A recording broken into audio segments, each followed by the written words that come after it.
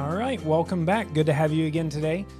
Just was thinking that as we get more and more people listening to this, I'm super excited that I have teens from my youth group and graduates who used to be in my church, and even moms and dads listening. But if we've never met, let me just tell you quickly, like two things about myself. My name's Jay. I'm a dad of 4 kids, and I am a youth pastor in Stuart, Florida. I have been doing student ministry and college ministry and family ministry since 1998. So if my math's right, that's over 25 years at this point.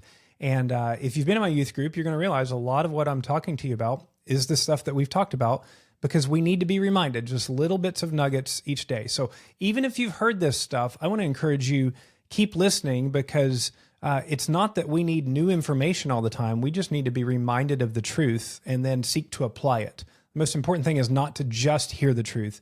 It's to hear it and then seek to apply it in our lives.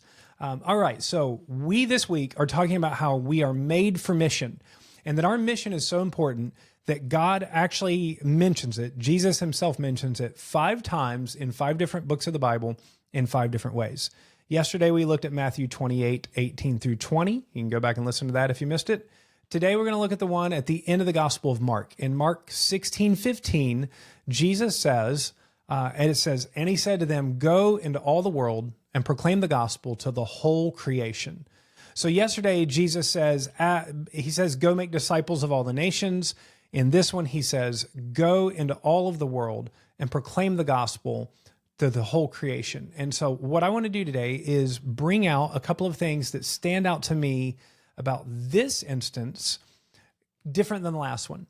And there's a reason that I think that the Great Commission, there's a lot of passages in the Bible that say, love your enemies. There's a lot of stuff in Matthew, Mark, Luke, and John, especially Matthew, Mark, and Luke, that is said identical, where it's basically them telling the exact same story, a lot of times in the exact same words.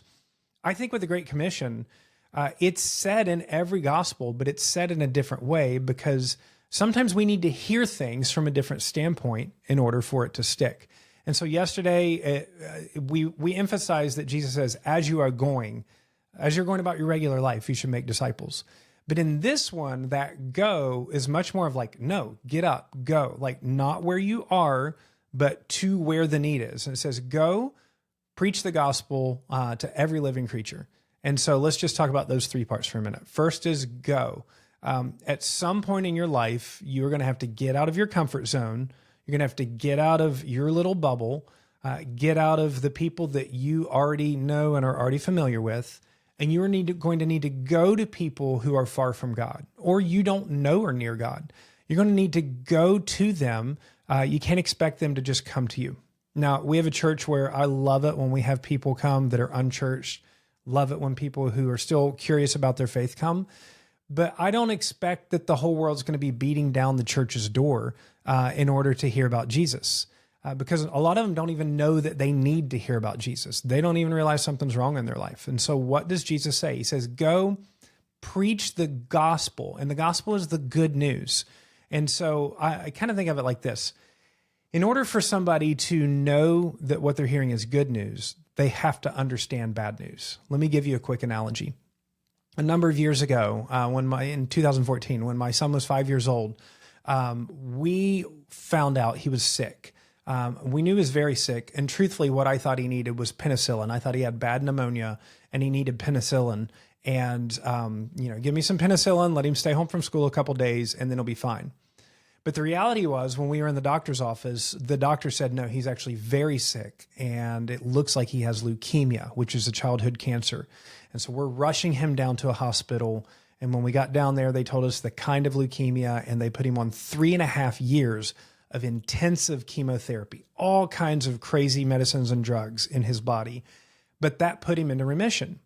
Now, if I just thought he had a little bit of a pneumonia, and you're telling me you're going to pump my child full of chemotherapy, I'm going to be like, you're crazy. That doesn't make any sense.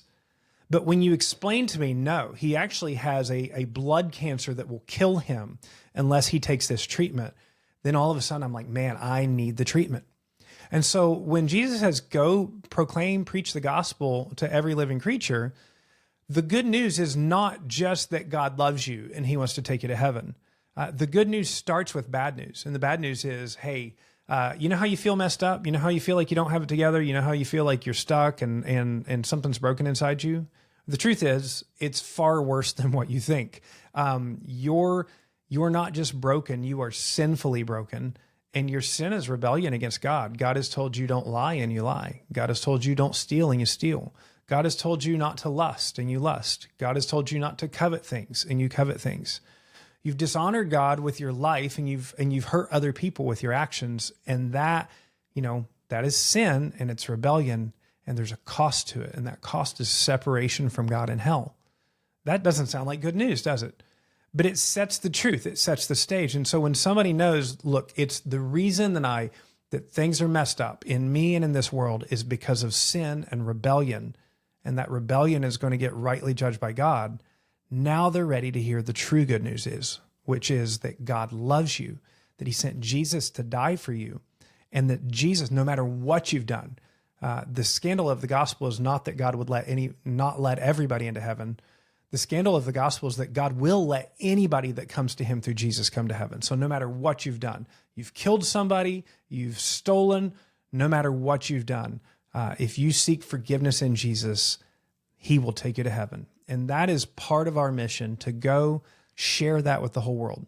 So I want you to practice that with the people around you. And again, you don't have to tell them you're a terrible sinner. You can just ask them about things in their life. Because we've all done things that have sinned. So we'll talk about that more as time goes on. But remember, preaching the gospel to people, the good news of Jesus' salvation does not make sense to anybody if they don't understand first and foremost that they've sinned against a holy God, and he is a just God and will hold that accountable. Once we know that, then the good news of Jesus makes a whole lot more sense. So go proclaim the whole good news to all of creation, because they need to hear it.